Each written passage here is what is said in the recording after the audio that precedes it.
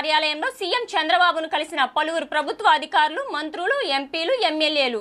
తొలిసారి ముఖ్యమంత్రి పదవి చేపట్టి 30 ఏళ్లు అయిన సందర్భంగా చంద్రబాబు నాయుడుకు శుభాకాంక్షలు తెలిపిన అధికారులు, ప్రజాప్రతినిధులు. సందర్భంగా సీఎం క్యాంప్ కార్యాలయంలో ముఖ్యమంత్రి చంద్రబాబు పాలనా అంశాలు, ప్రజాసేవల విషయంలో తీసుకున్న పలు నిర్ణయాలు, అంశాలు, చేసిన పథకాలు, చేపట్టిన కార్యక్రమాలపై తన అనుభవాలను పంచుకున్నారు.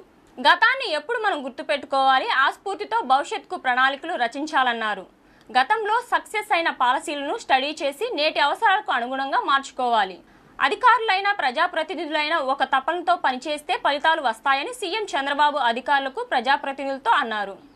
కొత్తగా ఆలోచిస్తే ఉత్తమ ఫలితాలు వస్తాయని నా రాజకీయ జీవితంలో అదొక విధానంగా పెట్టుకున్నా అని అన్నారు. విమర్శలకు భయపడి సంస్కరణలకు దూరంగా ఉండకూడదు, భయపడితే అక్కడే ఆగిపోతామని సీఎం చంద్రబాబు అన్నారు. తొలిసారి ముఖ్యమంత్రిగా బాధ్యతలు తీసుకున్న సమయంలో అనేక సవాళ్లు వచ్చాయని, వాటిని ఎదుర్కొని దృఢ నిర్ణయాలతో పాలన సాగించానని సీఎం చంద్రబాబు నాయుడు పేర్కొన్నారు.